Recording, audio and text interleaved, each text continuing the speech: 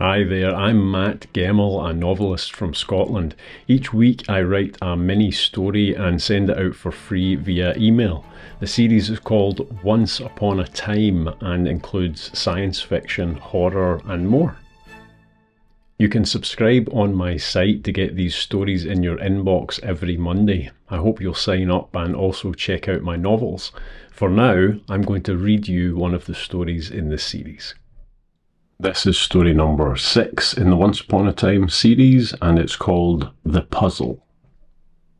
Michael Abbey hadn't been expecting to receive anything, and so the small package had come as a surprise when the postman left it carefully on his doorstep and stood back with a nod and a smile. Abbey thanked the man, collecting the box and bringing it indoors. It rattled in a dry and muted way that triggered an obscure sensory association from childhood, but he couldn't quite place the memory. He set the box down on the narrow table in the front hall, intending to deal with it later, but he only managed to walk 5 steps away before turning back. Did I forget about another late-night impulse purchase? He wondered, racking his brain without success. Frowning, he fetched a pair of scissors from a drawer in the kitchen and cut the tape, then opened the flaps and peered inside. He saw a pile of monochromatic laminated cardboard shapes, plain black on one side and silver on the other. A jigsaw puzzle. Now he was even more confused. Abbey walked through to the living room and emptied the pieces onto his dining table, then performed what had become the standard ritual after receiving any mail during this latest lockdown of the ongoing pandemic.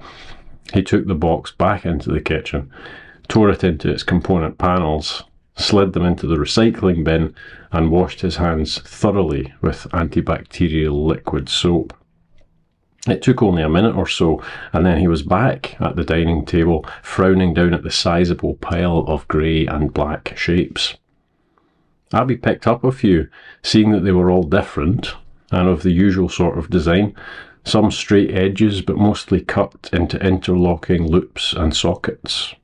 There were no markings at all on either side, just flat black and flat silver. No picture, and nothing else in the box as a reference. Nor had there been any note, nor a return address. He considered just sweeping it all into the recycling bin alongside its shipping container, but something about the oddness of it made him hesitate.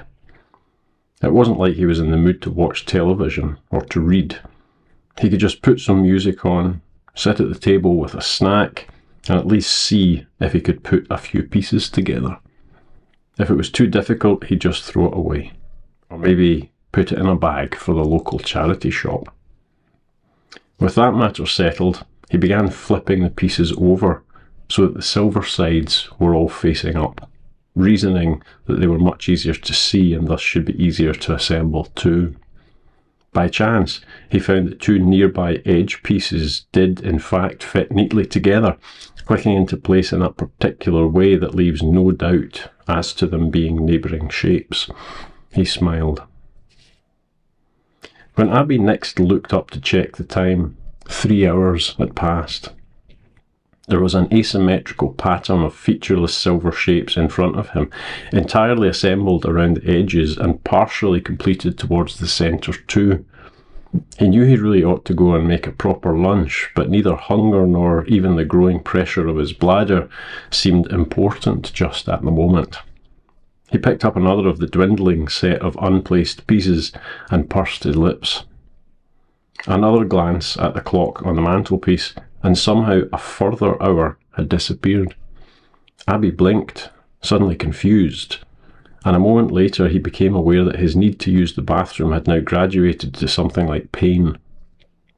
He looked towards the door that would take him to the hallway and the downstairs toilet, but then he looked back at the puzzle. Incredibly, it was virtually complete. A sea of silver, except for a single small hole near the middle, still showing the wood grain of the table underneath. Abbey looked around the edges of the puzzle to find the remaining piece, and then he frowned as he saw that he was already holding it in his hand. Might as well finish the thing, he thought, and he didn't understand why his heart began to beat more quickly in his chest. He pressed the final piece into place with a small smile of satisfaction, and then the smile faded as quickly as it had appeared. At first, the silver was as hazy and opaque as it always had been, reflecting the light from the window but scattering it from the texture of the cardboard and the layer of refracting gloss on top of it. But then it changed, as if an evaporation was taking place, lifting a condensed liquid from a cold surface and into the air. The silver began to deepen. Blurred areas of indeterminate colour suddenly sharpened, becoming the recognisable reflections of the room around the table. Abby's pulse accelerated again when he found that he couldn't pull himself away. His legs no longer responded, and his palms were still pressed against the table surface, just scant centimetres on either side of the mirrored surface that was still inlaid with the skewed, curving lines of the pieces which had formed it. Abby tried to close his eyes, or at least look away, and found that he was likewise powerless to do so. His own face came into view, but there was something wrong with it.